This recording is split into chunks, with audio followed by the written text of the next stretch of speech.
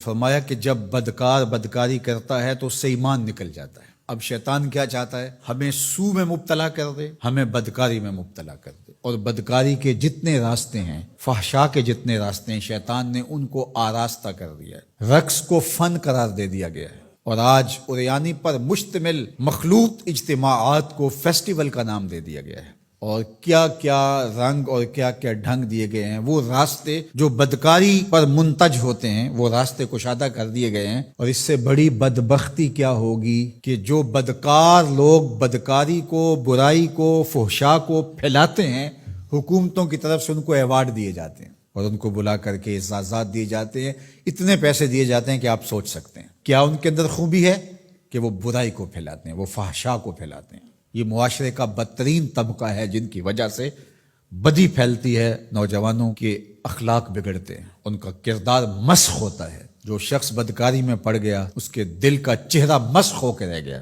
داغدار ہو کے رہ گیا۔ فحشا تو بہت بڑا جرم ہے، عام گناہ کرنے سے بھی حدیث پاک میں آتا ہے کہ دل کے اوپر سیاہ داغ پڑ جاتا ہے۔ اگر بندہ توبہ نہیں کرتا، دوبارہ گناہ کرتا ہے تو وہ داغ پھیلنا شروع ہو جاتا ہے، حتیٰ کہ ایک وقت ایسا آتا ہے پورا دل سیاہ ہو جاتا ہے۔ جب پورا دل سیاہ ہو جاتا ہے تو پھر بدی اور نیکی کا امتیاز بھی مٹ جاتا ہے۔ ایک وقت ہوتا ہے کہ بندہ گناہ کرتا ہے، اس کو چین نہیں آتا کہ میں کیا کر بیٹھا ہوں، لیکن جب گناہ پہ گناہ، گناہ پہ گناہ، بدکاری پہ بدکاری کرتا ہے تو پھر اس کو کوئی پریشانی نہیں ہوتی۔ میں اس کی مثال دوں گا کہ پکا نمازی ہو تو کبھی اس سے نماز چھوٹ جائے تو وہ عجیب بے چینی میں ہوتا ہے کہ آج ہوا کیا میرے ساتھ، قضا بھی کر لیتا ہے پھر بھی بے چین رہتا ہے۔ لیکن جو بے نمازی ہے وہ روز چھوڑ رہا ہوتا ہے، اس کو پرواہ بھی نہیں ہوتی۔ اگر کوئی شریف آدمی کسی کو ظلمن تھپڑ مار بیٹھے تو اتنی تکلیف اس کو نہیں ہوتی جتنی اس کو ہو رہی ہوتی ہے۔ دعا کرو کہ یہ دل دل ہی رہے، دل مصفہ رہے، دل مزکہ رہے، دل ستھرا رہے، دل پاکیزہ رہے۔ جتنی کوشش ہم اپنے چہرے کو، اپنے بدن کو، اپنے ظاہر کو سنوارنے کی کرتے ہیں، اس سے کہیں بڑھ کر اپنے دل کو سنوارنے کی کریں۔ باہو علیہ الرحمہ نے کہا تھا، دل کالے نالو منہ کالا چنگا، جے کو یہ رمز پچھانے ہو۔ تو شیطان دل پہ ہی قبضہ جماتا ہے۔ شیطان جاسم علی قلب ابن آدم فاذا ذکر اللہ خنسا واذا غفل وسوسہ، تو یہ غافل نہ ہو پائے، ہر وقت اللہ کے ذکر میں رہو۔ اس لیے ہمیں 5 بار مسجد میں بلایا جاتا ہے۔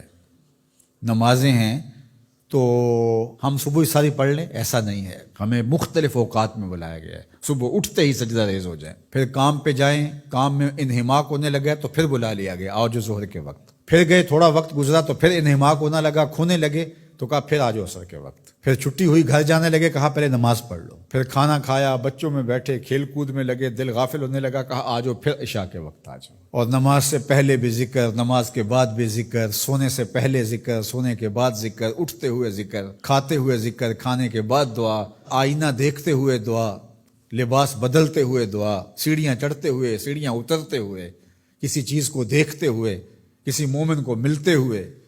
ہماری زندگی کو دیکھیے مسلمانوں کی، ہم تو ہر وقت ذکر میں رہتے ہیں، ہر وقت اسی کا نام جپ رہے ہوتے ہیں، کبھی السلام علیکم، کبھی سبحان اللہ، کبھی ماشاء اللہ، کبھی الحمدللہ، کبھی لا الہ الا اللہ، کبھی لا حول ولا قوت الا باللہ، کبھی اللہ اکبر، کبھی نماز، کبھی سجدہ، کبھی رکوع، کبھی قیام۔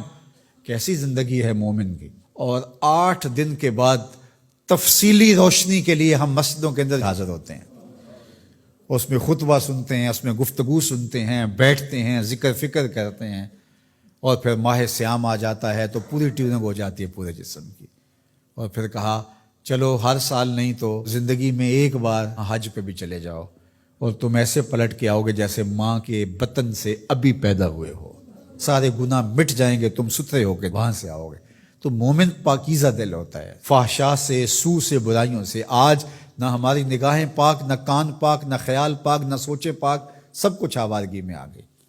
تو اس لیے ہمارا رب کیا چاہتا ہے کہ ہم نیک ہوں، صالح ہوں، پاکیزہ